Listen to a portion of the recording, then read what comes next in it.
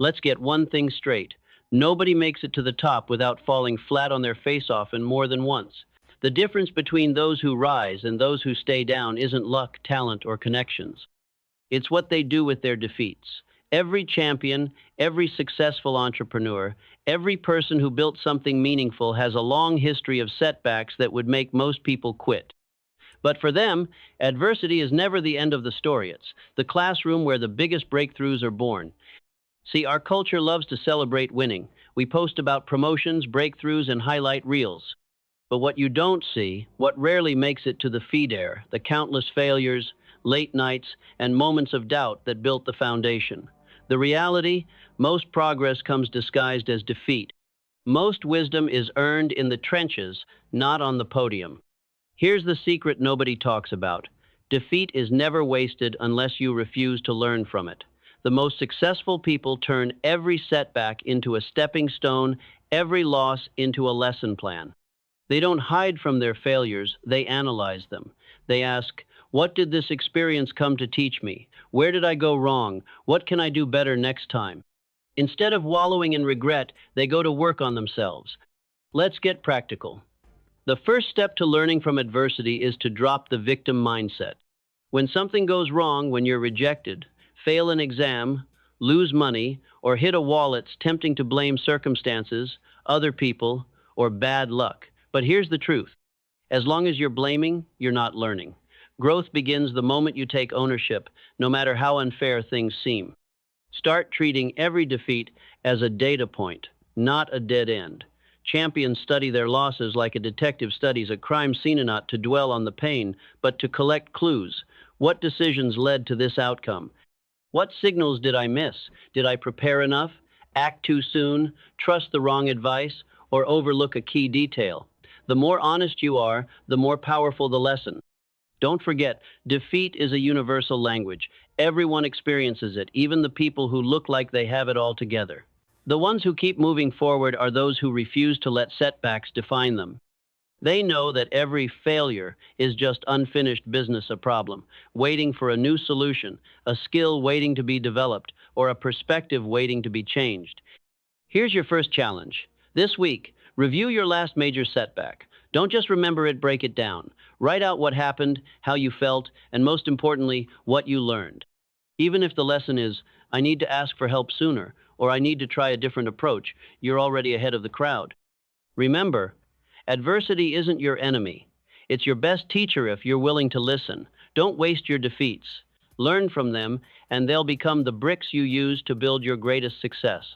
Let's dig deeper, because learning from defeat isn't about pretending you're happy when things go wrong, or slapping a smile on failure and calling it experience. No, it's about being brutally honest and choosing your response.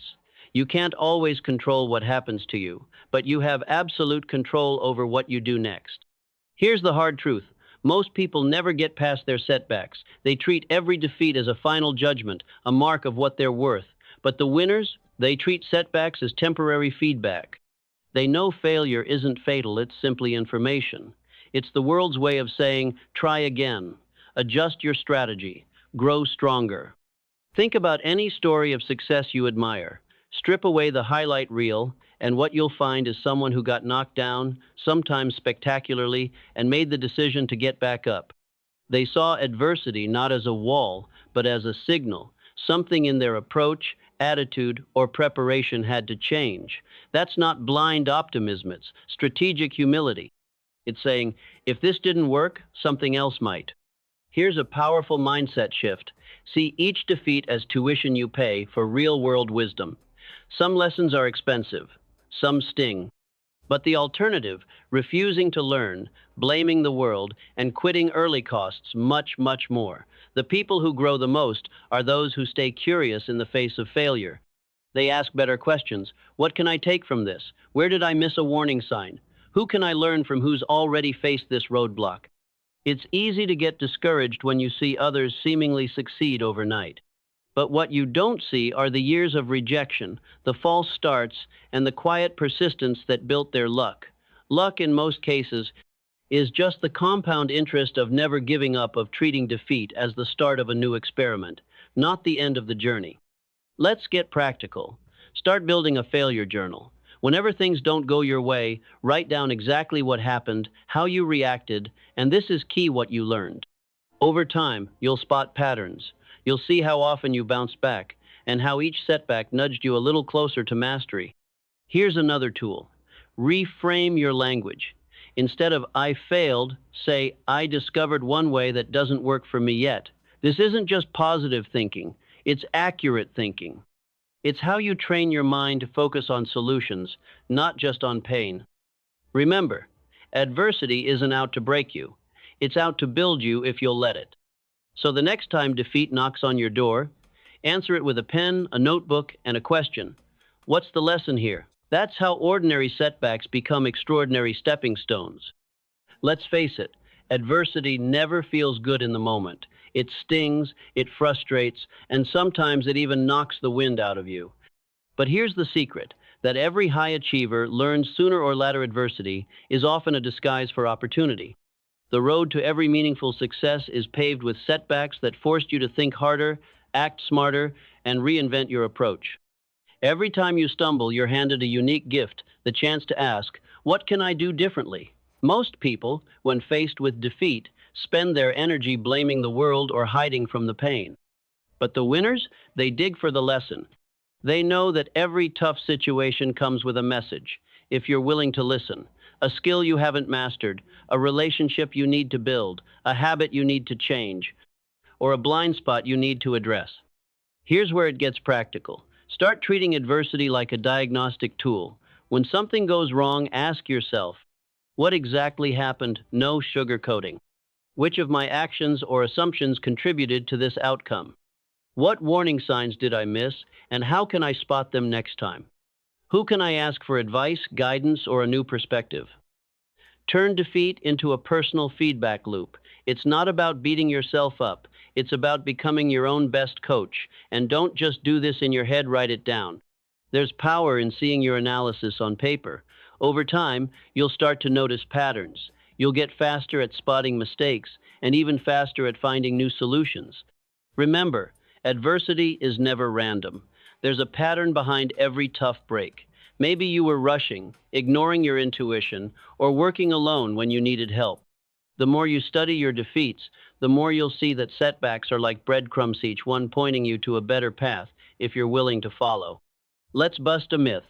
Successful people aren't fearless, and they're not immune to failure. They just see defeat as part of the process, not the end of the line. They take pride in bouncing back, not in being perfect the first time. That's resilience in action. Here's a practical exercise for this week. Pick your last major setback and map it out as if you were a detective. List every factor that played a role. Circle the ones you can control. Then, set a tiny, practical goal for your next attempt, something you'll do differently, even if it's just one small change. This habit transforms defeat into momentum. So, the next time you're knocked down, remember, the pain is temporary, but the lesson can last a lifetime if you're willing to do the work. That's how adversity stops being your enemy and starts being your greatest ally. Let's flip the script. What if adversity isn't just something to endure, but something that secretly works in your favor? Think about it. History is filled with stories of people who discovered their greatest gifts only after everything seemed to fall apart. Adversity has a funny way of exposing strengths you never knew you had, talents you never bothered to develop, and allies you never would have found if things had stayed easy. When everything goes your way, you coast. You lean on old habits and cruise control. But adversity, it strips away comfort and forces you to get creative. It pushes you to ask new questions, try new strategies, and call on reserves of courage or resilience you didn't realize were in your DNA. In other words, adversity isn't a detour on the road to success, it's part of the main highway. Let's get practical. The next time you're up against a wall, don't just ask, how do I get past this? Instead ask, what new skill can I develop here? What character trait is this challenge demanding from me? Who can I connect with or ask for help? Sometimes, defeat is the only thing that finally convinces you to try a different approach or to reach out to a mentor, build a team, or finally ditch the shortcut in favor of real hard-earned progress. In hindsight, many people look back on their toughest moments and say, that was the turning point. That was where I grew up. There's another gift in adversity: perspective. When you've been knocked down and gotten back up, you gain a humility and empathy that you simply can't fake. You start to see other people's struggles with clearer eyes. You develop patience, gratitude, and a little less ego-all qualities that make you not just stronger but wiser. Here's a quick exercise. The next time you're frustrated by a setback, make a list of 3 positive things this adversity might give you: new skills, new relationships, or new perspectives. Even if it feels forced at first, you'll start to spot silver linings. This isn't just positive thinking, it's the groundwork of resilience. Let's be clear. Nobody's saying you have to love defeat or pretend it doesn't hurt. But accurate thinkers and high performers know that pain is information. Setbacks are feedback. Temporary defeat is the world's way of asking, how badly do you want this? The answer isn't in what you say, it's in what you do next. So, embrace adversity as the world's toughest, most honest teacher. Take the lessons, find the hidden gifts, and keep moving forward. The difference between those who settle and those who soar is simple. The soaring ones never waste a setback. Let's dig into one of the biggest differences between those who succeed and those who give up: resilience. Adversity is the great equalizer. It comes for everyone, sooner or later. The real question is not, will you face defeat, but what will you do when you do? Most people treat adversity like a brick wall. They hit it, get bruised, and decide the journey's over. But the resilient few, those who go on to do extraordinary things, see setbacks as signposts, not stop signs. For them, every defeat is a challenge. How do I get smarter, tougher, and more resourceful from this? Here's what resilient people understand. Every time you get up after being knocked down, you're rewiring your mind for courage. The act of trying again, especially after failure, teaches you something no textbook or pep talk ever can. It gives you a deep down knowledge that you can handle the next blow, and the one after that. That's not blind optimism, that's practical confidence built from experience. Let's make it actionable. When you hit adversity, do this. First, acknowledge the setback. Don't sugarcoat or deny it. Second, take a breath. Pause. Resist the urge to react or quit immediately. Third, ask, what's still under my control? Maybe it's your attitude, your next step, or even just your willingness to keep going. Fourth, take one small action, anything that moves you forward, no matter how tiny. Resilience isn't about never feeling pain or doubt. It's about not letting those feelings dictate your destiny. It's choosing to take the next step, even if it's just a baby step, when giving up would be easier. Over time, this habit becomes your default mode. The more you bounce back, the faster and stronger you get. What once felt impossible starts to feel inevitable. And here's the magic. People notice. Employers, partners, friends, they all want to be around those who keep moving forward, who can weather storms and still find the lesson. Resilience makes you a leader, even if you never set out to be one. Here's a challenge. Recall a recent setback. What was your first instinct, to retreat or to regroup and try again? Write down how you responded, and then write down one thing you'll do differently next time. Maybe it's reaching out for help, looking for the lesson, or simply refusing to quit. Remember, adversity is guaranteed, but defeat is a choice.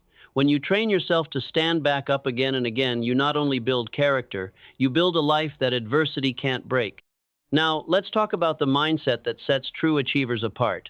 The ability to use adversity as fuel, not as a reason to quit. Anyone can be positive when things are easy. But it's your response to setbacks, the tough days, the disappointments, the failures that reveals what you're really made of. Adversity is the world's greatest clarifier. It strips away illusions, excuses, and half-hearted goals, leaving you face to face with your deepest motivations. The first thing adversity does is force you to ask, do I really want this? When the excitement wears off and all you're left with is hard work, self-doubt, and criticism, that's when your true commitment is tested. Sometimes adversity reveals that your goal wasn't as important to you as you thought, and that's okay. Better to discover this now than to waste years chasing something that doesn't matter. But more often, adversity becomes the refining fire that makes your goal even clearer. You start asking better questions. What's worth fighting for? What am I willing to do differently next time? What weaknesses do I need to address? These are the questions that shape not just your strategy, but your character. Here's how to put this into action. After a setback, don't just move on and try to forget about it. Instead, carve out time for self reflection. Grab a notebook or voice recorder and break down the experience. What did I expect to happen? What actually happened? Where did things go off track? What can I control if this happens again? This process isn't about blame, it's about insight. When you treat adversity as a teacher, every defeat becomes a lesson in disguise. Over time, you start to see setbacks not as personal attacks or signs to quit, but as necessary checkpoints on the road to mastery. Another key: use adversity to sharpen your focus. When you're under pressure, you can't afford to waste energy on distractions, drama, or busy work. Setbacks have a way of forcing you to focus on what actually works. They cut away the non-essentials and put you in direct contact with your real priorities. Remember, growth is rarely comfortable. But if you keep showing up, if you keep analyzing, adjusting, and committing to improvement, adversity stops being something you fear and starts being something you expect, even welcome. Why? Because you know that on the other side is progress, clarity, and a confidence that can't be shaken by one defeat or a dozen. Here's a practical challenge for the week. Take one recent defeat and schedule a personal post-game review. Write down not just what went wrong, but what you learned, what you'd do differently, and how you'll know you're making progress next time. This habit alone will put you ahead of the majority because most people don't reflect, they just react. So, next time adversity comes knocking, don't slam the door. Invite it in, ask it what it's here to teach you, and let it fuel your journey, not define your limitations.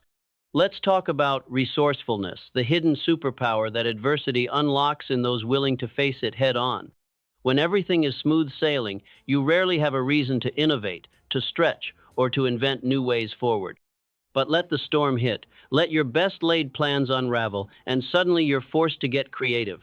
This is how real-world wisdom is born, not from textbooks, but from figuring out how to keep going when the obvious options disappear. Think about any person you admire for their resilience or success. I guarantee their most creative solutions came when nothing else was working. Adversity forces you to dig deep. Maybe it means learning a new skill because you can't afford to hire help. Maybe it means finding new allies or building a better system from scratch. Or maybe it means reinventing yourself, entirely discovering strengths, talents, or passions you never knew existed until the old way collapsed. Here's a mindset shift. Stop seeing obstacles as permanent roadblocks. Start seeing them as prompts, questions from life, asking, how else could you solve this? What haven't you tried? Who could help you? Where can you adapt, improvise, or create something new? The most valuable people in any field aren't the ones who never fail, they're the ones who fail forward, who use setbacks as raw material for breakthroughs. Let's get tactical. The next time you hit a brick wall, run a resourcefulness audit. What resources do I still have, even if my plan failed? What strengths am I underutilizing? Who do I know who's overcome something similar? What's one unconventional move I haven't considered? You'll be amazed how quickly new possibilities appear once you stop focusing on what you've lost and start focusing on what you can build with what remains. Remember, in the toughest moments, your real character emerges. You'll discover patience you never practiced before, humility you never needed before, and courage that only comes from facing things you can't control. Adversity, more than anything else, will teach you to bet on yourself not just when the odds are good, but when you have to create your own luck. Here's your exercise for this week. Pick one recent defeat and brainstorm 3 creative solutions you haven't tried, no matter how out there they seem. Challenge yourself to take at least one small, unconventional action in response. Even if it doesn't work, you'll prove to yourself that you're capable of more than you thought. That's how adversity transforms from your enemy into your greatest ally. Not only will you get stronger, you'll get sharper, wiser, and more prepared for whatever comes next. Let's talk about confidence, the real kind. Not the surface-level bravado that comes from a streak of lucky breaks, but the deep, unshakable self-belief that only grows out of hard-won experience. Here's the paradox. Every time adversity knocks you down and you get back up, you're building a kind of confidence that can't be faked, shaken, or taken away. Most people hope for easy so they can feel good about themselves. But the people who go the farthest, they know that real confidence is forged in the furnace of adversity. Every setback is a chance to prove to yourself, I can handle it. I don't have to be perfect. I just have to keep moving. Over time, your scars become your resume. Your comeback stories become your inner source of strength.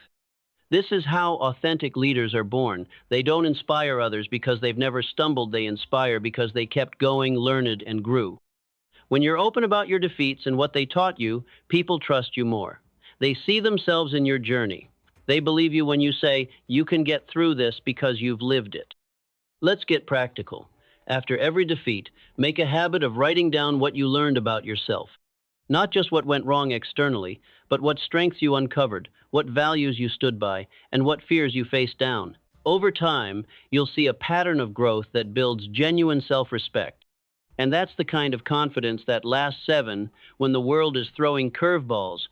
Another key, let your lessons from adversity shape your identity. Don't label yourself by your defeats. Instead, define yourself by your response. Are you the kind of person who gives up, or the one who tries again? The one who hides from mistakes, or the one who turns them into wisdom? The story you tell yourself about your setbacks becomes the blueprint for your future. Here's an exercise for this week. Share one story of adversity with a friend, colleague, or even in your journal. Focus not on the defeat, but on what it taught you and how it changed your approach. You'll be surprised how powerful it feels to own your story and how quickly it shifts your mindset from victim to author. The truth is, the world doesn't need more people pretending they've never failed. It needs more people honest enough to learn from their defeats, courageous enough to share the lessons, and persistent enough to try again. That's how adversity transforms you not just into a survivor, but into a leader. Let's pull back the curtain and look at the broader impact of adversity, not just on you as an individual, but on everyone around you. Because the lessons you draw from defeat don't just shape your own path, they change the way you lead, connect, and inspire others. In fact, the most resilient people almost always end up raising the standard for everyone in their orbit. Here's something people rarely say out loud. Adversity has a way of making you magnetic to the right people. When you face defeat and come back stronger, you send a silent signal. This is someone who doesn't run at the first sign of trouble. This is someone who can be counted on when the going gets tough. It's not bravado. It's credibility built in the trenches. Think about any team, family, or organization you've admired. The real glue isn't shared interests or background. It's shared adversity, those moments when things got real, when plans fell apart, and people had to choose, give up, or grow up.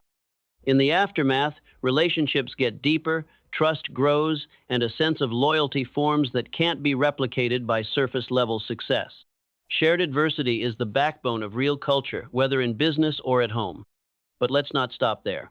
Learning from your own defeats makes you far more compassionate. When you've hit bottom and found a way back, you see the struggle in others differently.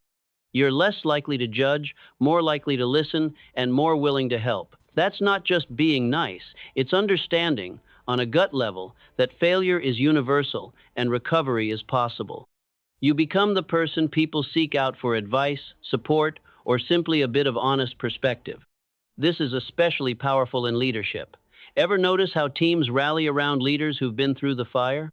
Not the ones who pretend to be invincible, but the ones who own their scars, share their lessons, and invite others to do the same.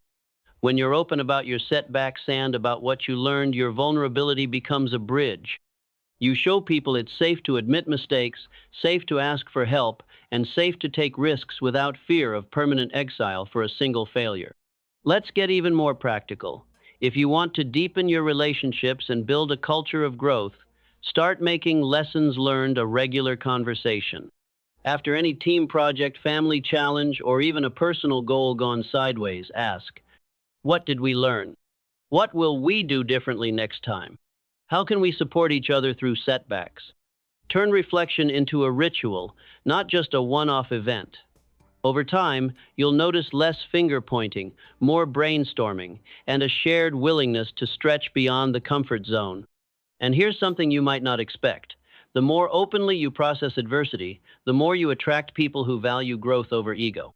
Colleagues, partners, and friends who appreciate resilience, adaptability, and honest feedback will naturally gravitate toward you. The energy in the room changes. You stop wasting time pretending to be perfect and start investing time helping each other improve.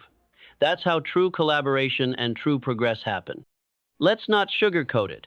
There will always be people who can't handle defeat, who run, blame, or check out at the first sign of trouble. But when you keep learning, adapting, and showing up, you set a new standard. Your persistence becomes contagious. You become a living example that setbacks are temporary, but growth is forever. Here's a challenge for this week. In your next difficult conversation, whether at work, at home, or with yourself, bring up a lesson learned from a recent defeat. Invite others to share theirs. Not only does this normalize mistakes, it builds trust, shortens recovery time, and helps everyone rebound stronger. Remember, adversity isn't just a personal test. It's a call to lead, to connect, and to lift others up.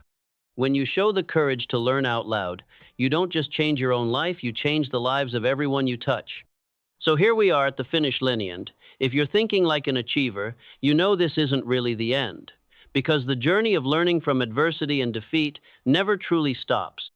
It's the ongoing process that separates those who just get by from those who rise, rebuild, and rewrite their story after every setback.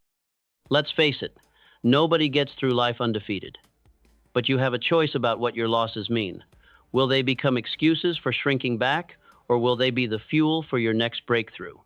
The difference is never about talent, luck, or who you know. It's about the attitude you choose when the chips are down. Here's the truth most people never learn. Adversity is not there to stop you. It's there to introduce you to a stronger, wiser, bolder version of yourself. The person who's more creative, more determined, and more compassionate than you were before. Every time you get up, dust yourself off, and take another step, you're building something nobody can take away, a core of resilience that becomes your secret advantage in everything you do. Let's make it practical. Going forward, turn every setback into a review session, not a pity party. Instead of asking, why me, ask what now? Instead of replaying what went wrong, replay what you learned. Instead of hiding your scars, share your story. You'll be surprised how many people are waiting for proof that it's possible to come back stronger. Set a new standard for yourself. Refuse to let defeat define you. Refuse to let fear of failure keep you on the sidelines. Refuse to stay silent about the value of struggle, because your story may be the encouragement someone else needs to rise. And remember, it's not about being perfect. Nobody is. It's about being persistent, honest, and willing to adapt. The most successful people aren't those who never fell. They're the ones who made the fall count. Here's your closing challenge. For the next month, treat every obstacle, big or small, as a teacher. Keep a resilience log. When things don't go as planned, jot down not just what happened, but what you learned, what you changed, and how you felt after getting back up. At the end of the month, look back. You'll see not a trail of defeats, but a staircase of lessons, each one lifting you higher. Because in the end, adversity isn't your enemy. It's the architect of your strength, the forger of your wisdom, and the spark for your future greatness. So step forward. Greet adversity like an old friend, knowing it has something valuable for you if you're willing to look for it, learn from it, and use it to build a life worth living. The world is waiting for your comeback. Make it legendary.